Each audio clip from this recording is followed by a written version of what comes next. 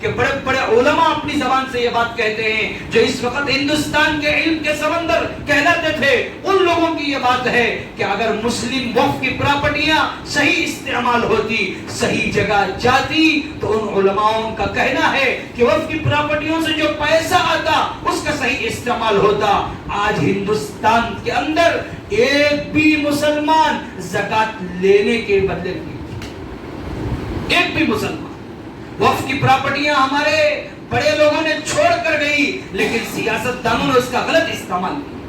بڑے لوگ جن کو قوم بڑا مانتی تھی اس کا غلط استعمال کیا۔ اگر اس کا صحیح استعمال ہوتا، بیووں میں مال پہنچتا، یتیموں میں مال پہنچتا، اور کالجیں بنائی جاتی، یونیورسٹیاں بنائی جاتی، ہمارے بچوں کو اور ہمارے خاندان کے ہمارا جو مستقبل ہے آنے والے وقت میں، ان بچوں کو کبھی غیروں کے سامنے جا کر کھڑے ہو کر اپنی سیٹوں کے لیے ان کے پاس بھیک مانگنے کی ضرورت نہ۔ ان چیزوں کا غلط استعمال کیا گیا اور اپنے مفاد کے لیے ان چیزوں کا استعمال کیا گیا۔ اب جا کر اللہ کا عذاب یہ آیا کہ ہمدرد حکومت کی نگاہ آج وقف کی پراپرٹیوں پر ہے، آج وقف کے مال پر ہے۔ مسلمانوں نے اور جن مسلمانوں نے یہ وقف کا مال کھایا ہو اور وقف کی پراپرٹیوں کا سودا کیا ہو، وہ لوگ جو ہے کبھی چین کی نیند نہیں سو سکتے، کبھی چین کی نیند نہیں سو سکتے۔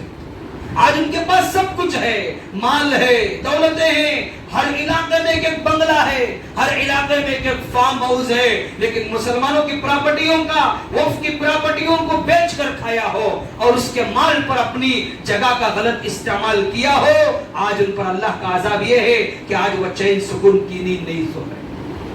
تو ہمیں بھی جاننا ہے وقف کیا چیز ہے اور اس کا شریعت سے کیا تعلق ہے، اور ہمیں کیا کر کے جانا ہے۔ ہمارے بڑے لوگوں نے، پرانے آدمیوں نے،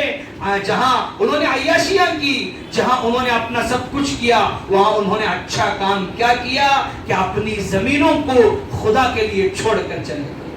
اور اعلان کی ہر جگہ، چاہے وہ میسور ہو، چاہے وہ بھوپال ہو، چاہے وہ جوناگڑھ ہو، جہاں کہیں بھی ہو، مسلمانوں کی ہزاروں لاکھوں ایکڑوں کے حساب سے وقف کی پراپرٹیاں ہیں، لیکن ہمارے مسلمانوں نے اس کا غلط سودا کیا۔ میری یہ بات کڑوی ضرور ہے، لیکن حقیقت پر مبنی ہے۔ اگر اس کا غلط استعمال نہ کرتے، آج غیروں کی نگاہ وہاں تک نہ جاتی،